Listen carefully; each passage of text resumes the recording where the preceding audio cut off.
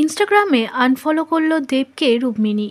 বহুদিনের প্রেম নাকি এবার ভাঙতে বসেছে, তাও আবার ইদিকা পালের জন্য। এমনটাই তো কানাঘুষো শোনা যাচ্ছে গণমাধ্যমে।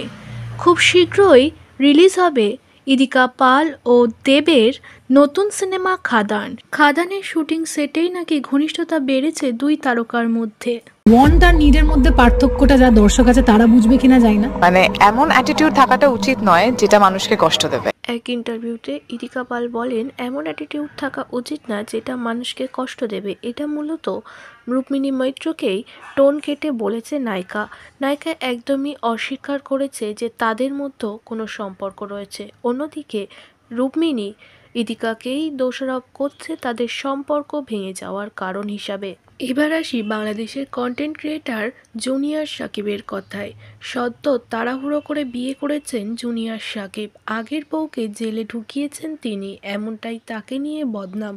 তবে সেসব নিয়ে সমস্তটা জানিয়েছে জুনিয়র সাকিব যে আগের বউ তাকে কতটা টর্চার করত। তবে জুনিয়র সাকিব নাকি কখনো বাবা হতে পারবেন না। মানে স্বামীকে অনেকে কমেন্টে মানে লিঙ্গ চারা সিংহ বলে। হ্যাঁ, তো আসলে আপনি মানে যে স্বামীর যে পরিপূর্ণতা এটাকে আপনি পাইতেছেন কিনা আপনি মন থেকে সত্যি করে বলবেন।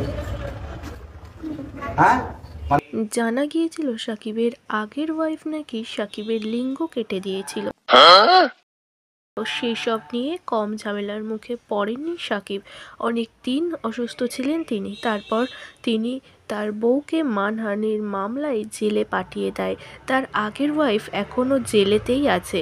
তবে সাকিবের নতুন ওয়াইফ বলে যে সাকিবের মধ্যে পুরো পরিপূর্ণতা রয়েছে। কিছুদিন পরেই আপনারা দেখতে পাবেন যে আমি মা হচ্ছি কিনা।